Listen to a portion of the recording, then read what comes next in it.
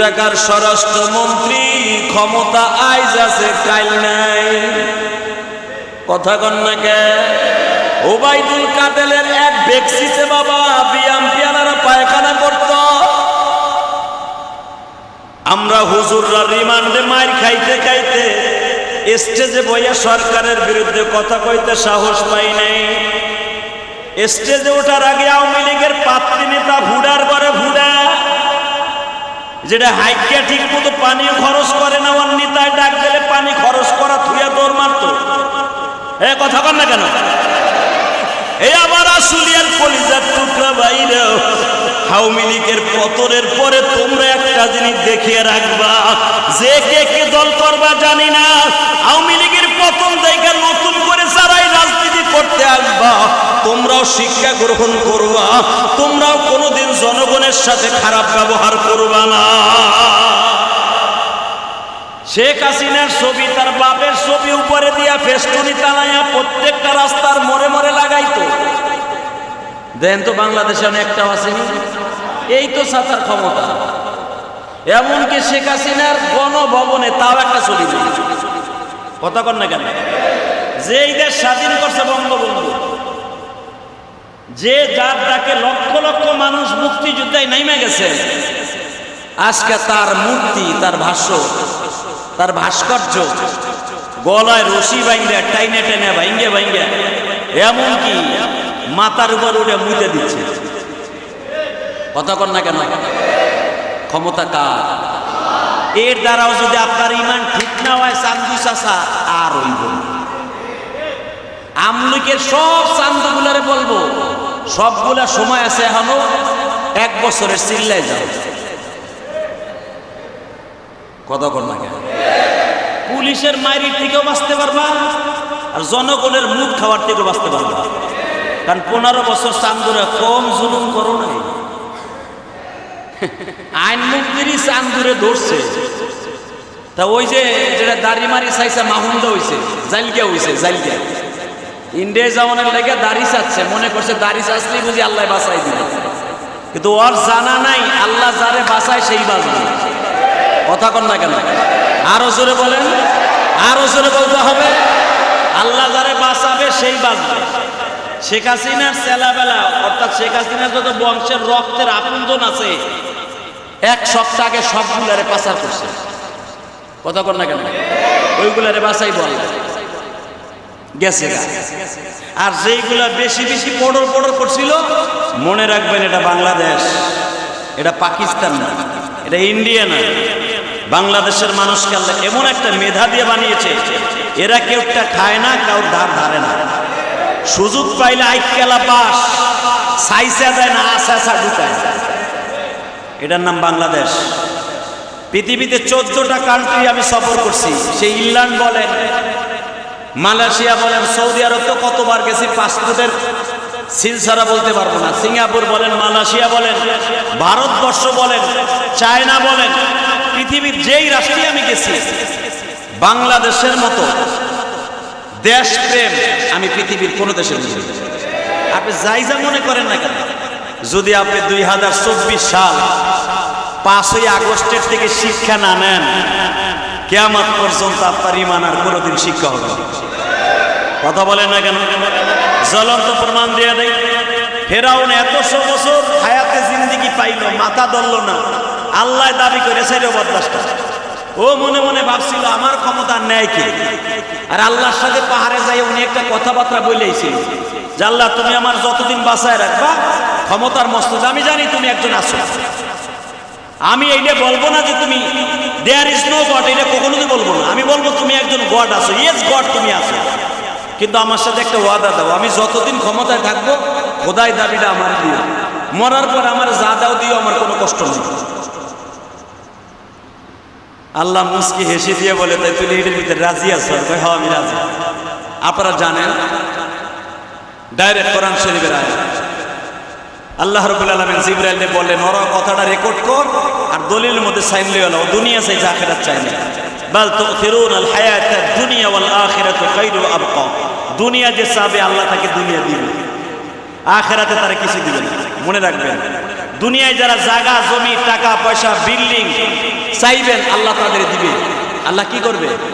দিবে। কিন্তু আখিরাতে তারে আল্লাহ কিছু দিবে না, এটা মনে রাখবেন।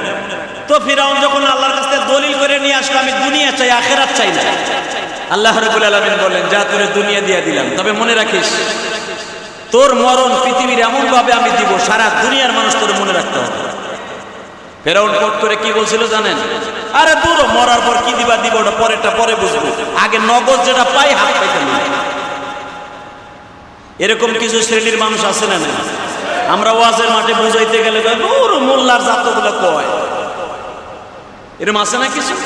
দাওয়াত তাবলীগের যখন বুঝাইতে যায় দাওয়াতের হইছে নিজের খাইয়া নিজের কোনো কাম নাই কাজ না গেলে হুদা বের বের বের করে, নিজের ফ্যামিলি ঠিক নাই হে দাওয়াত দেতাই সারা খান। এটা হলো তার এক নাম্বার শয়তানের ধোঁকা। মইরা লাও তারপরে বুঝবা ফেরাউন তোমার শাস্তি নাই। এগুলো সব ফেরাউনের কথা। ফেরাউনরা যখন মুসা আলাইহিস সালাম বললেন লিমা তুযুনানি ওয়া ক্বাদ তা'লামুনা আন্নী রাসূলুল্লাহ, আরে আমার আগে অনেক নবী আসছে, আমার এইভাবে মারস, তোর কি মায়া লাগে না? মার কি আমি খাইনি, মারি তোরে, আমি ব্যথা মনে করি। নাউজুবিল্লাহ বললেন না? আওয়ামী লীগ সরকার এতদিন খালি কেস মামলা হামলা দিয়া মানুষের কাছে জেল খাটাইছে, আয়না ঘরে রাখছে। আয়না ঘর থেকে এখন যে অলিগুলো বাইরে হইতেছে, যার আয়না ঘরের ভিতরে 1 বছর ছিল, আমি মনে করি সবাই আল্লাহর ওলি। কথা বলেন না কেন? ডাইরেক্ট কবরের থেকে আইছে আয়না ঘর, মানে কবর। আয়না ঘর নামে যে বাংলাদেশের জেলখানার মধ্যে আয়না একটা ঘর আছে, একদিন জানতাম আয়না মানে চেহারা দেয়, আয়না যে আমার এক ঘর আছে এটা তো জানতাম না। আমি বর্তমান সরকারকে বলবো এবং পরে যারা আসবে, যেই সরকারে আসুক, আয়না ঘরে যারা নিরহ মানুষদেরকে অপরাধী সাজায়, আলেম ওলামা সহ আয়না ঘরের মধ্যে যাদেরকে টর্চারিং করছে, টর্চারিং ছেলে, প্রত্যেকটা আওয়ামী লীগের এমপি মন্ত্রী এবং ডিবি হারুন সহ বেনজির বদমাইশ তো গেছে গেছে, বেনজিরে তো আর আনন্দ যাইব না, ও মেজর ডালিমের মতো বলাইছে। কথা বলেন না কেন? মেজর ডালিমের জন্য এই দেশে শেখ হাসিনা কম চেষ্টা করে নাই, কিন্তু পারে নাই আনতে। এই বদমাইশ বেনজিরেও আনতে পারবে না, আপনি চিন্তাও করেন না, ওরে আনতে পারবে না। কিন্তু ঠিক যেইগুলা বাংলাদেশে আছে প্রত্যেকটা করে আয়না ঘরের মধ্যে নিয়ে বুঝাই দিতে হবে আয়না ঘর যাদের জন্য বানানো হয়েছিল, আয়না ঘর কারে কয়।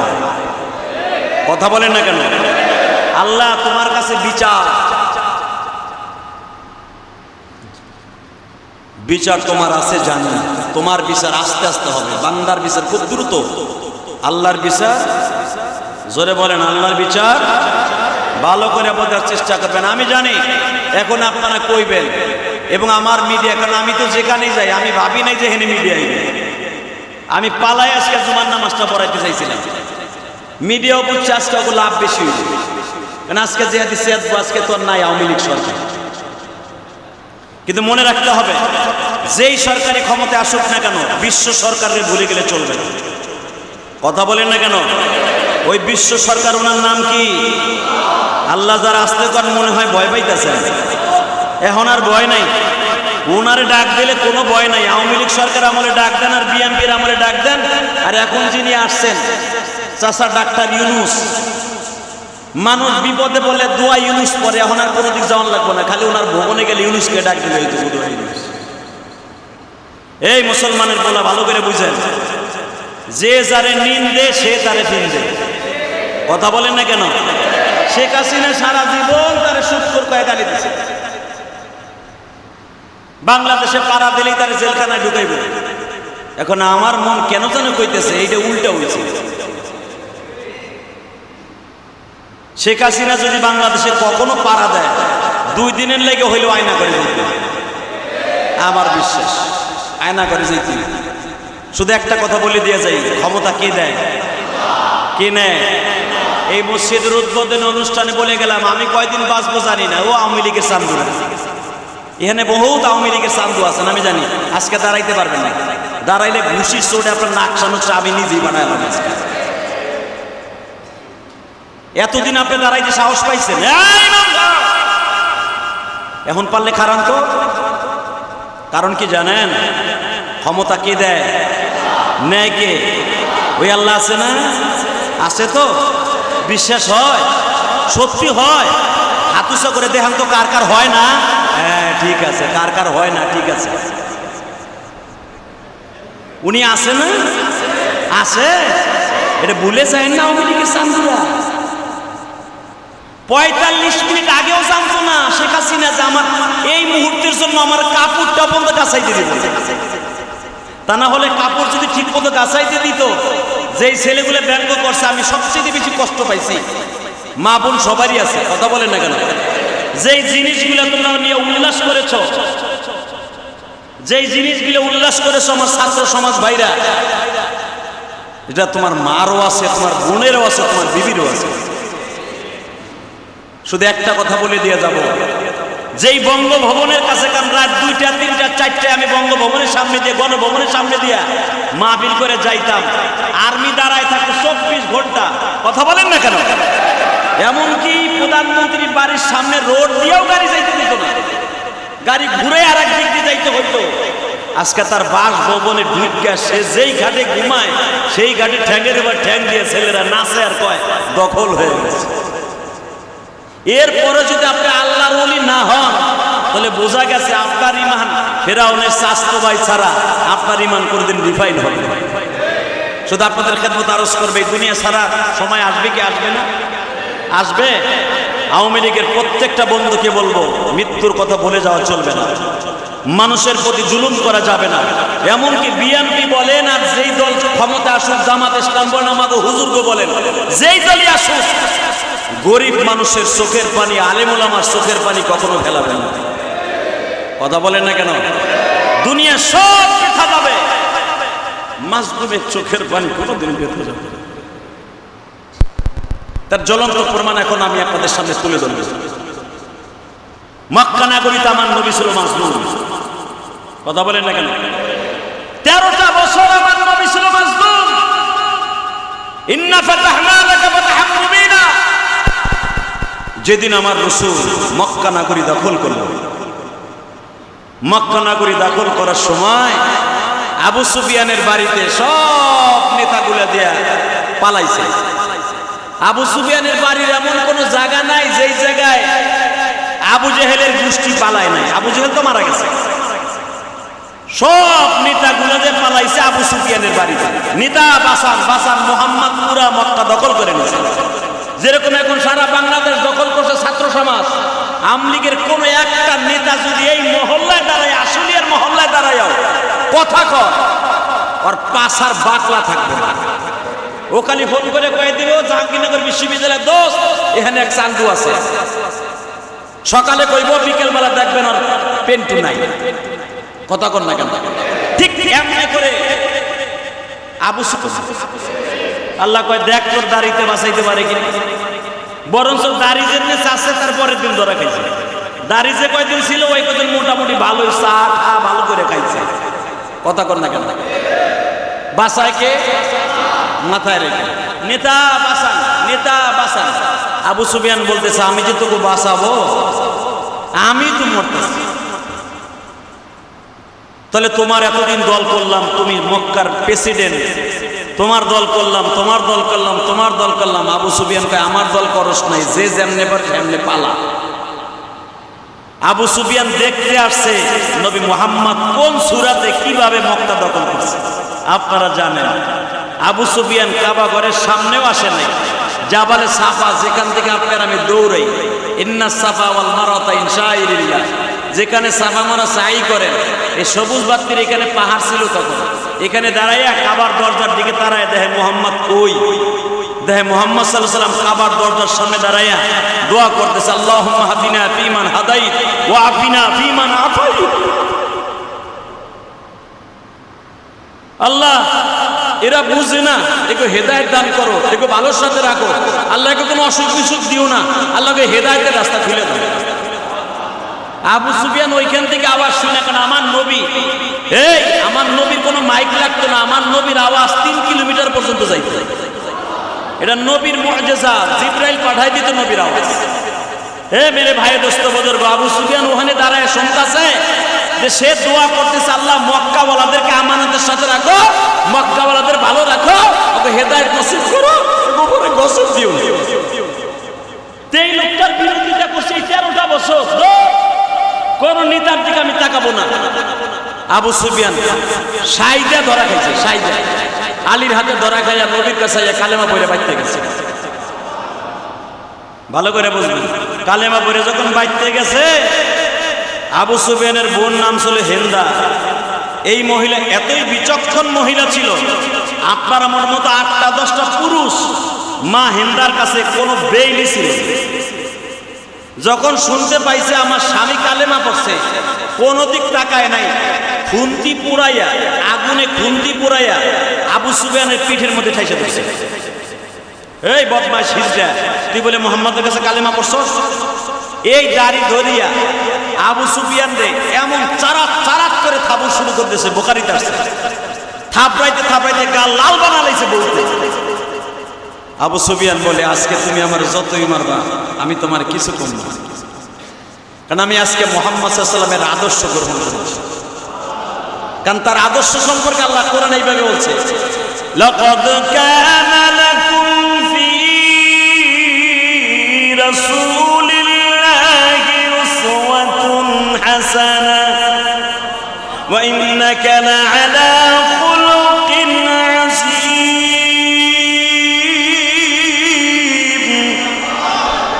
এই তোমার গোটা জিন্দেগিটা সুন্দর করার জন্য তোমার নবীর আদর্শই উত্তম আদর্শ, তোমার নবীর চরিত্র পৃথিবীর শ্রেষ্ঠ চরিত্র। ঘোষণাটা কে দিছে? শেখ হাসিনা দিছে? হ্যাঁ, কে দিছে? খালেদা জিয়া দিছে? ডক্টর ইউনূস সাহেব দিছে?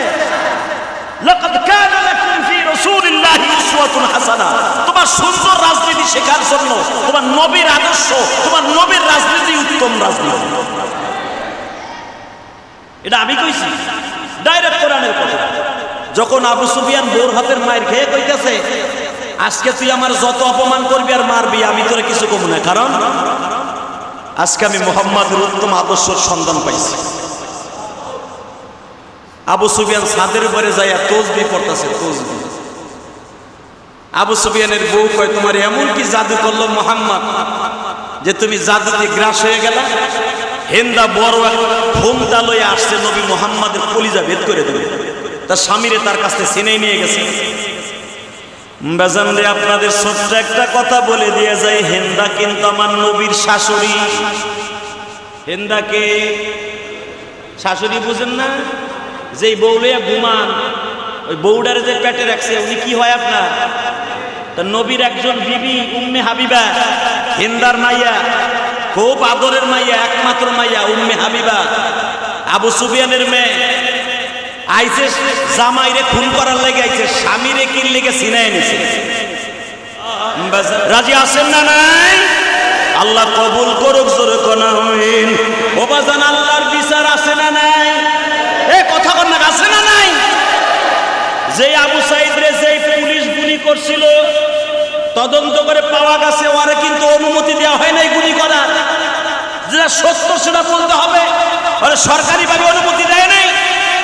ও অস্তিত্ব এই সারা বাংলাদেশ আগুন লাগাবার জন্য, ও নিজের র্যাঙ্ক বাড়াবার জন্য ওই বদমাশ নিজের থেকে গুলি করছে। আজকে গুলি করে তুই কই? তুই কই? কুত্তা যেমনে কাটি মাইসা, কুত্তা যেমনে পিড়াইয়া মারে, তোরে সেইভাবেই মারছে। তোরে কোন সরকার পৃথিবীর কেউ তোরে বাঁচাই রাখতে পারে না। আল্লাহ দেখাইছে, আল্লাহ ইচ্ছা করলে তোরে বাঁচাই রাখাইতে পারত। তোরে বাঁচাই রাখাই নাই কেন জানো? জনগণের হাতে মারতে দিছে, এই জন্য মৃত্যু দিছে। জনগণ বস, যদি অন্যায় ভাবে কেউ রেখে তুই ক্ষতি করস, আমি আল্লাহ তোরে ওই কাজের মধ্যে ফেলাইয়া তারপরে তোরে বিচার করে। কথা বলেন না কেন?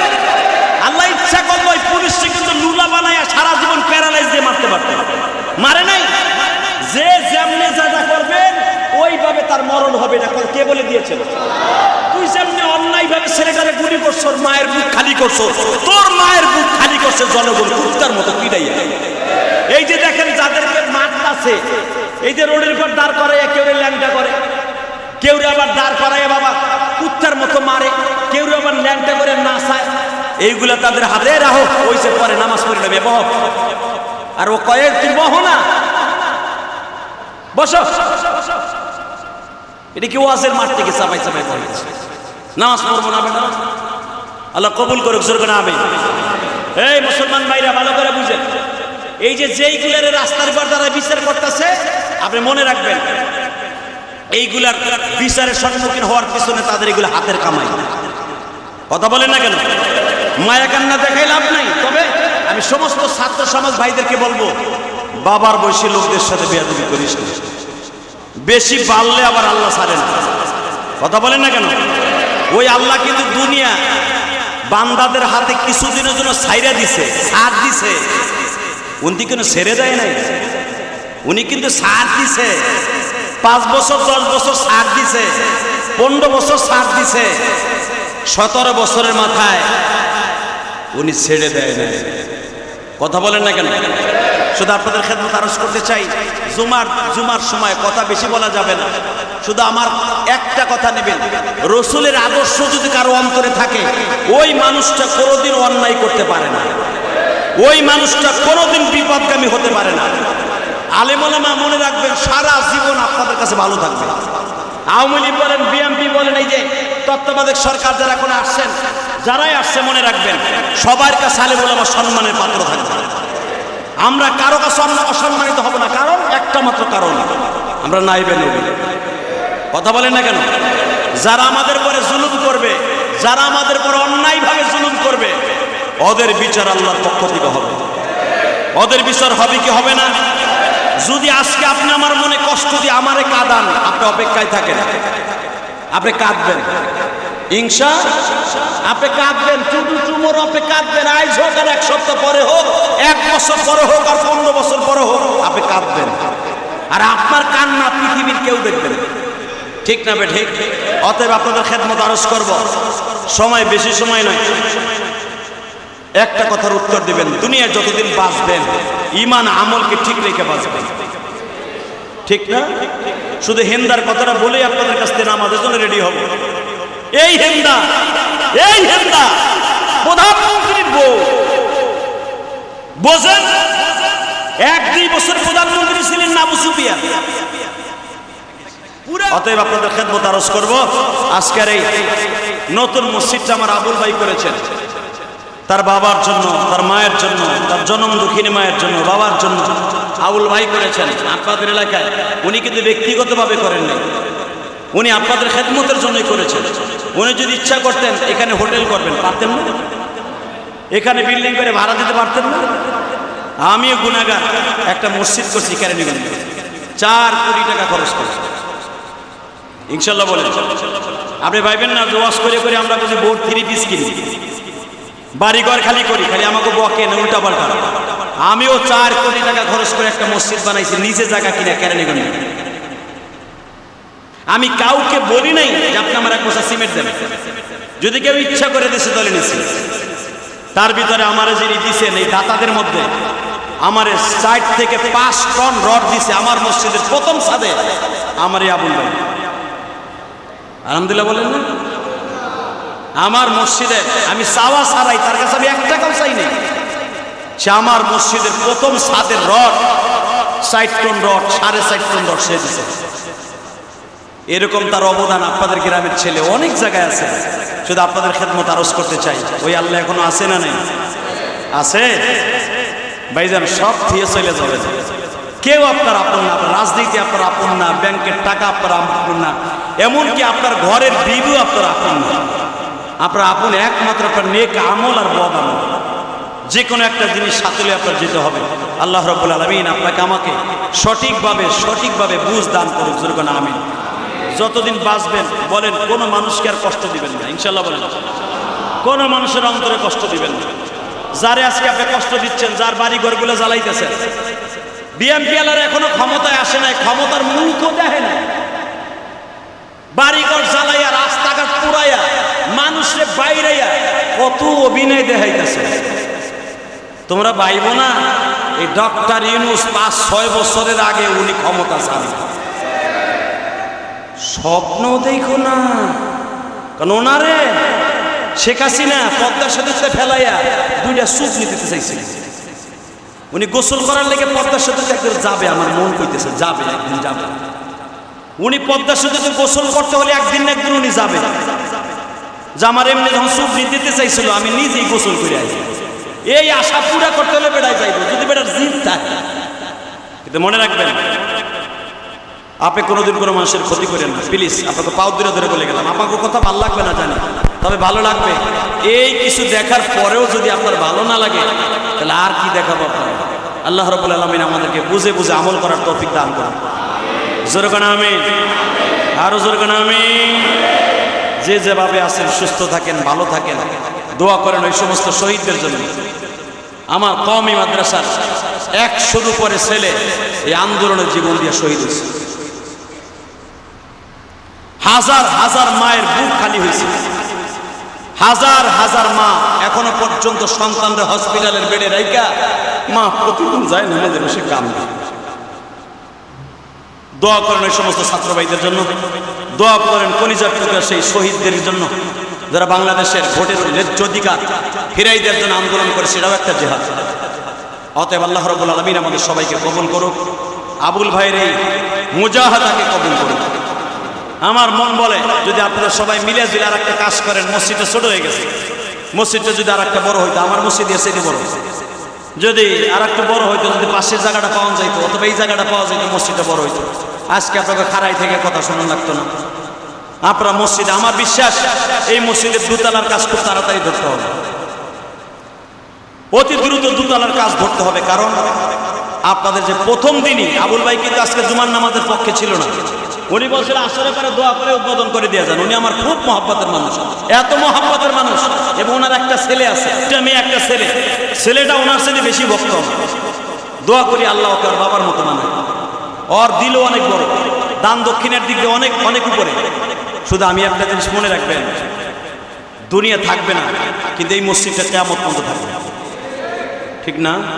এই যে আমি যেটা করছি, 2 তলা কমপ্লিট করে ফেলাইছি, একবারে 2 তলার কোনো কাজ বাকি নেই, শুধু সিঁড়ির টাইলসগুলো বাকি আছে। আলহামদুলিল্লাহ, আপনি যদি আমার মসজিদটা দেখতে চান বুকটা ভরে যাবে, এত সুন্দর করে মসজিদটা করছি আমি, আমার বাড়ির চাইতে বেশি সুন্দর করছে আমার মসজিদ। আলহামদুলিল্লাহ বলেন না? এই যে আমার ভাই আবুল ভাই এত সুন্দর মসজিদটা করছে, সে আমারে বলে হুজুর জিহাদি ভাই আমি জুমার নামাজ দিয়ে উদ্বোধন করবো না, আমি আসরের নামাজ দিয়ে উদ্বোধন করবো। আমি বললাম হনেন, যদি মুসল্লি 5 জনও হয়, আমি বলছি না 5 জন মুসল্লি যদি হয়, জুমার নামাজ দিয়ে মসজিদ উদ্বোধন হবে। কি মুসল্লি হয় নাই? আলহামদুলিল্লাহ বলেন। আর এই যে আমার জানা আছে ইলিয়াস রহমান যে ওয়াজে গেলে যদি, এই যে আপনাকে এই পাশে ওয়াজে আসছে, আমি এই যে আপনাকে কি চেয়ারম্যান কলমা কলমা আমি 2-3 বার সোহেল ভাই, চেয়ারম্যান সোহেল আমার অত্যন্ত মহব্বতের মানুষ, খালি আওয়ামী লীগ করলে সবাই খারাপ হয় তা না। এই সোহেল আপনার কাছে কেমন জানি না, সোহেল অনেক আমার কাছে অনেক প্রিয় মানুষ। এই সোহেলের ওয়াজ আমি 2-3 বার আসছি, মনে রাখবেন। আমার চেনা আছে এলাকায়, আমি জানি যে আমার নাম শুনলে অন্তত আমার কলিজার টুকরা গরিব মানুষ গার্মেন্টসে যারা চাকরি করে, আমার নাম শুনলে আমার বন্ধুরা এবার এখানে দেখবেন শিল্পপতি কোটিপতি কমাইছে, গরিব মানুষগুলো আগে হয়ে গেছে। আমি আপনাকে লেগে দোয়া করে যাই, আর জীবনে দেখা হয় বা না হয়, কারণ আমার আনাটা অত সহজ না। আমি আমার জুমার মসজিদ ফেলাই দিয়া আইসে পড়ছি একমাত্র আবুল ভাইয়ের মহব্বতে। আমি আপনাদের কাছে দোয়া চাই, আল্লাহ যতদিন বাঁচায় রাখে জানি ন্যায় নিষ্ঠার সাথে হক কথা কোনো বলে যেতে পারি কবরে, ইনশা। আমিও আপনাদের জন্য দোয়া করে যাই। যে যে দল করেন আমি বলবো না আপনি দল বাদ দিয়ে আরেক দলে যান, আমি যাব না, বলবো না, কিন্তু সবাই ভালো থাকবেন, সুস্থ থাকবেন। সূরা ইখলাস 3 বার, ফাতিহা একবার, কয়েকবার দুরূদ শরীফ পড়েন বিসমিল্লাহ সহ।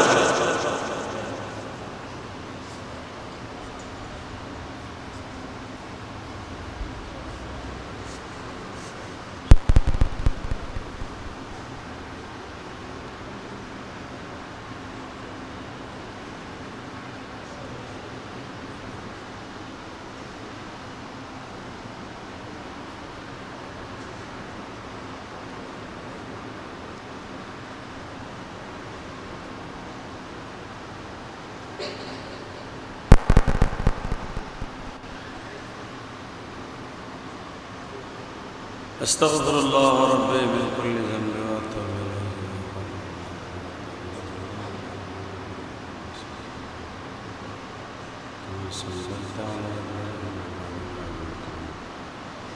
ইনশাআল্লাহ জুমার নামাজের মাধ্যমে আজ থেকে এই মসজিদ আপনাদের জন্য উন্মুক্ত করে দেওয়া হলো। আবুল ভাই এখানে অক্ষ করা হয়েছে না? অক্ষ করে দিয়েছেন, মৌখিকভাবে নাকি এমনি লিখিত? ওজনে আম হিসাবে আপনি অক্ষ করে দিচ্ছেন তো, লিখে পরে দেন, সমস্যা কি? মৌখিকভাবে দিচ্ছেন তো ইনশাল্লাহ।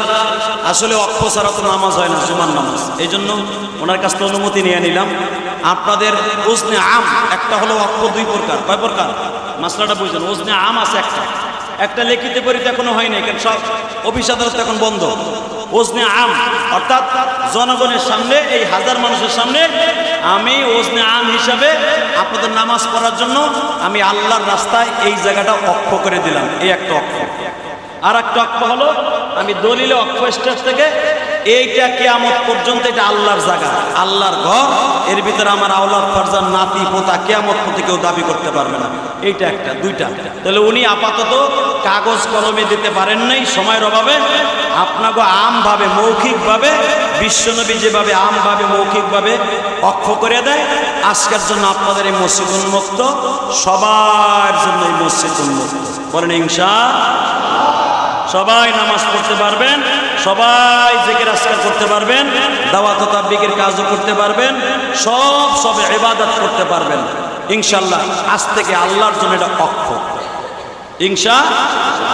ইনশাআল্লাহ আমাদের মাসলাগত আর নামাজের কোনো সমস্যা নেই।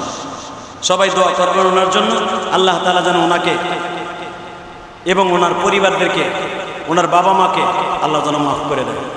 এবং আল্লাহ যে ওয়াদা করেছেন যে মসজিদ বানাই দিবে, আমি তাকে জান্নাতে ঘর বানাই দেব, কোনো সন্দেহ নাই। মসজিদ বানাবার ব্যাপারে আল্লাহ যেভাবে গ্যারান্টি দিছে, জান্নাতের গ্যারান্টি, এভাবে কোন আমলে এত গ্যারান্টি আল্লাহ দেন না। কারণ এই ঘরটা হলো কার?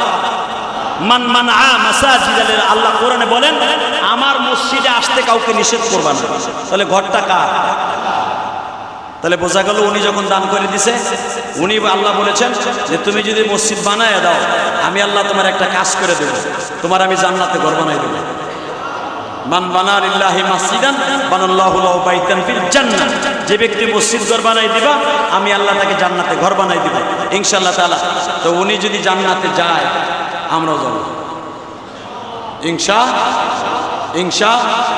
এই যে আমি মসজিদ করছি কেরানীগঞ্জ, এই যে আবুল ভাই সেখানে রড দিছে, অনেক মানুষ যখন ওয়াজে যায়, এই যে জুমার নামাজ আমি মিরপুর পড়াই এমপি সাহেবের মসজিদে, এমপি ইলিয়াসউদ্দিন মোল্লা সাহেবের মসজিদে। তো ওইখানে জুমার পরে হাজার হাজার টাকা মানুষ সবাই আমাকে দেয়। কেন দেয়? জানি ইলিয়াসুর রহমান জিহাদির টাকাগুলো মসজিদ মাদ্রাসা খরচ হয়। এই যে আমার আবুল ভাই মাঝে মাঝে আমার মাদ্রাসার এতিম ছাত্রদের জন্য ফল পাঠায়, আম পাঠায়, টাকা পাঠায়, আবার ছাত্রকে খাওয়াইয়া দেন। সামনাসামনি না বললে কই পাইবেন? এদের টাকাগুলো পাঠাই দেয় বিকাশে, আমি ছাত্রদেরকে বাজার করে খাওয়াই। কসম আল্লাহ, সব কিছু বেথা চলে যাবে, সব গোল্লায় যাবে। এই যে মাদ্রাসা মসজিদে যা খরচ করছেন, এটা কোনোদিন নষ্ট হবে না।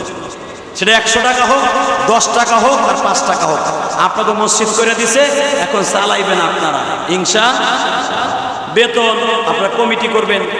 এই মসজিদের আয়োজনটি কেমনে করতে হবে, ইমাম সাহেবকে কেমনে বেতন দিতে হবে, মুয়াজ্জিন কেমনে রাখতে হবে, খাদেম সাহেবকে বেতন দিতে হবে, ওযুখানার যা যা লাগবে এগুলা সে মসজিদ করে দিছে। এখন আপনারা নামাজ পড়বেন, আপনারা দেখে শুনে রাখবেন। আল্লাহ তাআলা আপনাদের সবাইকে কবুল করুন। আল্লাহুম্মা আমিন। ربنا ظلمنا أنفسنا وإن لم تغفر لنا وترحمنا لنكونن من الخاسرين. ربنا فاغفر لنا ذنوبنا وكفر عنا سيئاتنا وتوفنا مع الأبرار. ربنا فاغفر لنا ذنوبنا وكفر عنا سيئاتنا وتوفنا مع الأبرار. رب العالمين তুমি তাকায় দেখো আল্লাহ, যাদেরকে নিয়ে হাত তুলছি আল্লাহ,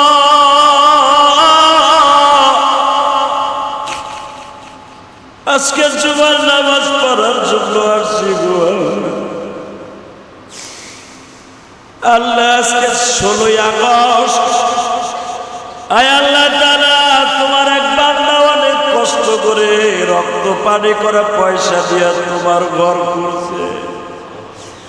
অনেক শিল্পপতি আছে, কোটিপতি আছে, বিলিয়ন বিলিয়ন কোটি টাকার মালিক আছে, কিন্তু আর কপালে মসজিদ বানাবার সুযোগ নাই। স্কুল কলেজ করছে কিন্তু মসজিদ বানাইতে পারে নাই। আল্লাহ মসজিদ বানাবার একমাত্র সুযোগ তুমি তাকেই দান করো যে জাতির পিতা ইব্রাহিমের ডাকে সাড়া দিয়া তার কাছ থেকে দরখাস্ত কবুল করাই নিয়ে আসছে। মসজিদে তার টাকাই কবুল হয় যার টাকা বাবা ইব্রাহিম কবুল করেছে। সর্বপ্রথম মসজিদ বানাইছে আমার বাবা আদম, তারপরে বানাইছে আমার বাবা ইব্রাহিম। আল্লাহ যারাই মসজিদের উদ্বোধন অনুষ্ঠানে আজকে হাত তুলেছে জুমার নামাজ পড়ার জন্য, আল্লাহ তাদের সকলকে তুমি মাফ করিয়া দাও। আল্লাহ জীবনে কোনো আমল যদি কবুল না হয় এই মসজিদের ওসিলায় তুমি কবুল করে নাও। আল্লাহ যাদের কিনে হাত তুলছে আল্লাহ জানি না কার যেন জনম দুঃখিনী মা,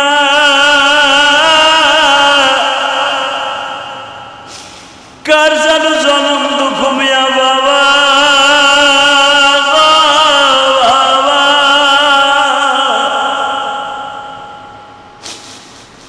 আমার মতো গুণাগারকে বাবা পরের জমিতে কামলা দিয়া মা মুরগির ডিম হাসির ডিম বেচিয়া আমার লেখাপড়া করাই আজকে কোটিপতি শিল্পপতি বানাইয়া ওই মাছকে কবরে চলিয়া আল্লাহ যাদের মা আমার মতো কবরে ওই মায়ের কবরটা জান্নাতের বাগান বানায় দেওয়া।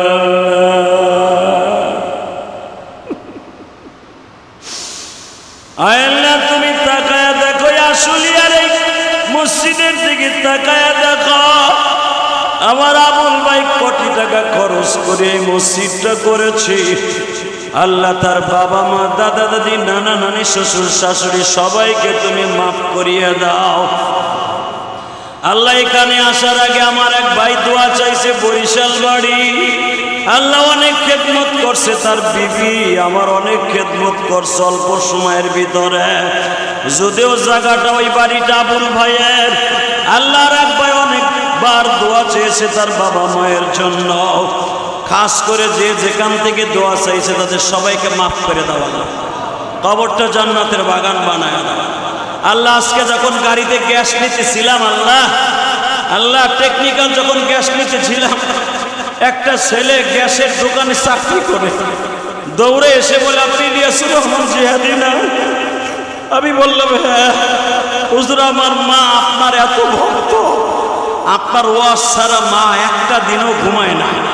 হুজুর আমার মার পক্ষ থেকে আপনার মসজিদে 500 টাকা দিয়ে দোয়া চাইলাম। আল্লাহ ওই যুবকের মাকে সুস্থ করে দাও। আল্লাহ ওই যুবকের মাকে সুস্থ বানায় দাও। আল্লাহ আরো যারা মসজিদ মাদ্রাসে দান করে তাদের দানগুলো কবুল করো। আল্লাহ যে যেখান থেকে দোয়া চাইছে মানিকগঞ্জ থেকে আল্লাহ দোয়া চাই, আল্লাহ প্রতি জুমাই দোয়া করি, সাভার থেকে দোয়া চাই আমার এই আবুল ভাই। আজকে তার মসজিদে নির্মাণকৃত মসজিদে আসছি জুমার নামাজ দাদা উদ্বোধন করার জন্য। আজকেই জুমার উদ্বোধনীয় মসজিদের যারাই আসছে আল্লাহ তাদের সবাইকে মাফ করে দাও। আল্লাহ কিয়ামতের মাঠে যদি আমি বিপদে পড়িয়ে যাই আমার এই ভাইদেরকে আমার একসাথে করাইয়া দিয়ে জীবন এদের সাথে আর কোনোদিন দেখা হবে কিনা জানি না, একসাথে কোনোদিন জুমার নামাজ আর পড়াবো কিনা জানি না। তবে তোমার কাছে একটা দরখাস্ত, এই মসজিদকে জান্নাতের রেলগাড়ি বানায় দে, এই মসজিদকে জান্নাতের রেলগাড়ি বানায় দে। এই মসজিদের আজকের জুমার একটা মুসল্লি যদি জান্নাতে যায় তার ওসিলায় একসাথে আমাদের জান্নাত নসিব করে দিও। এলাকার প্রত্যেকটা কবরবাসীকে মাফ করে দাও, এলাকার প্রত্যেকটা কবরবাসীকে মাফ করে দাও, এলাকার প্রত্যেকটা মুরব্বীদেরকে সুস্থ বানায় দাও। আল্লাহ খাস করে মনে পড়ে গেল বাংলাদেশে আন্দোলন করতে গিয়ে যেই যুবকগুলা প্রাণ হারাইছে, আল্লাহ খাস করে আবু সাঈদ যেই ছেলেটা বুলেটের সামনে বুক পাতায় দিয়ে হাজার হাজার মানুষের লেজে ফিরায় দিছে। আল্লাহ যেই দীপ্ত ছেলেটা আরো যারা আল্লাহ শহীদ হয়ে গেছে তাদের সবাইকে মাফ করে দিয়া। আল্লাহ আমার কওমি মাদ্রাসা আলিয়া মাদ্রাসার যত ছাত্র বন্ধুরা আন্দোলন করতে যায়, ভার্সিটি স্কুল কলেজের বন্ধুরা অসুস্থ হয়ে হসপিটালের বেডে আছে সুস্থ বানায় দাও। যারা চলে গেছে তাদের মা বাবাকে ধৈর্য ধারণ করার তৌফিক দাও। আল্লাহ তুমি আমাদের দোয়া কবুল করে নাও। আল্লাহ মুক্ত যে ছেলেটার নাম মুক্ত, আল্লাহ এই ছেলেটার মা বাবাকে ধৈর্য ধারণ করার তৌফিক দাও। অনেকে বাপ হারাইছে, মা হারাইছে এই আন্দোলনে, আল্লাহ তাদের সবাইকে মাফ করে দাও। আল্লাহ আমাদের দোয়া কবুল ও মঞ্জুর করে নাও। আবুল ভাইয়ের ব্যবসা বাণিজ্যে বরকত দিয়ে দাও, তার ছেলে মেয়েকে কবুল করে নাও। আল্লাহ তার একটা নাতনি নাতির ব্যবস্থা করে দাও। আল্লাহ তার একটা নাতনি নাতির ব্যবস্থা করে দাও। সাল্লাল্লাহু তাআলা আলা খায়রি খালকি মুহাম্মদ ওয়া নূরি আরশি সাইয়্যিদিনা মাহবুব বিরহমাতিকা রাব্বিল আলামিন।